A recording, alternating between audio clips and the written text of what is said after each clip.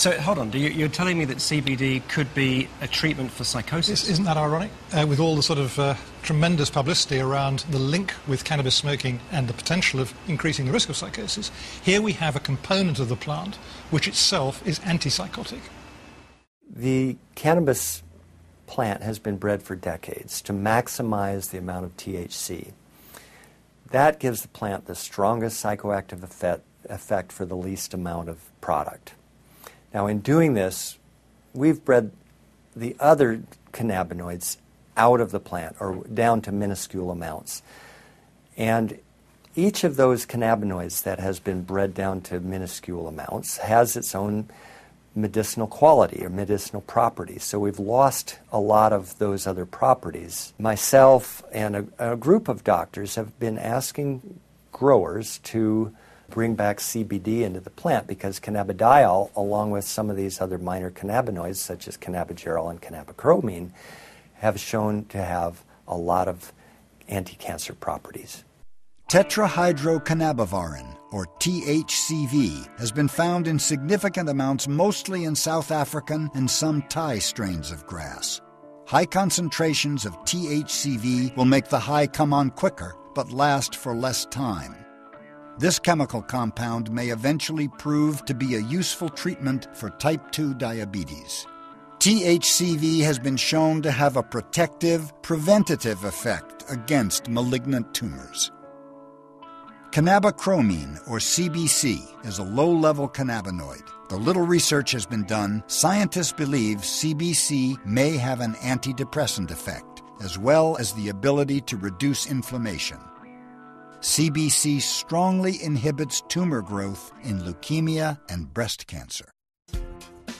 Faced with all these new discoveries, one is brought to question what stops marijuana from being legalized for medical use all across the country. And it's not only doctors calling for legalization. I was opposed to the medical marijuana initiative because it created a morphodite. You've got marijuana that's legal and you've got marijuana that's illegal. And therefore you've got a built-in problem is how do you determine who's legal and who isn't? And of course, with it being illegal, it's a built-in government price support. So as long as it's illegal, there's going to be money in it. If it was decriminalized, everybody could grow it in their backyard and nobody'd go by ripping them off at gunpoint or any other thing because it wouldn't be worth anything. We wouldn't have to worry about people that were illegally transporting marijuana. We would know. You would have a license from the state. We made contact with you coming down Highway 101, for example, with a trunk load of marijuana. If we were to stop you for a minor traffic violation and detect the odor of marijuana, you could simply produce credentials indicating that you have a right to do this, that you're sanctioned by the state to make this happen, or licensed by the state. I think it would be very, very beneficial to law enforcement. After becoming a permanent fixture of the urban panorama in California, Oregon is beginning to open the first public venues for medical marijuana smokers. We're at the Cannabis Cafe today. This is a place where cardholders can come and medicate out of public view. I have patients that are on stage 5 of cancer. We have people that were using AIDS medicines, the cocktails that are so, they just destroy your organs and everything else. People were expecting them to die. Their families were just ready for them to go away. But then they started using medical marijuana and their appetites came back. They left some of those pharmaceuticals that were so harsh. Many times I've gotten calls from people who were at OHSU or at the Veterans Administration Hospital here in Portland, and they couldn't medicate out of public view. They had gone through procedures for 4 to 6 hours, and because of that, they needed a place to use their medicine. They had to go to an alley. They had to go to the back seat of their car. That was unsafe, and so we created this place for them, for us, a niche where we could use our medicine out of public view and enjoy each other. We're social creatures. There's nothing wrong with that.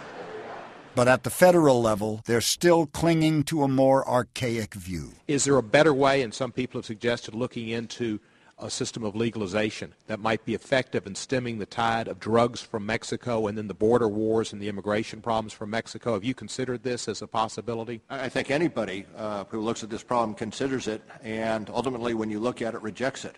Let me ask you about the way people, I'm sorry, but there are too many individuals, both parents and others, who have lost their lives to drugs to give a ready answer that it should be legalized. Name me a couple of parents who've lost their lives to marijuana. Can't. Exactly, you can't, because that hadn't happened, and there hadn't been a wave, because that's been a constant thing in America since Harry Anslinger, because African Americans used it and saw it as something that was crippling, and gave it to the Latin Americans and put an ethnic tone to it. When have we?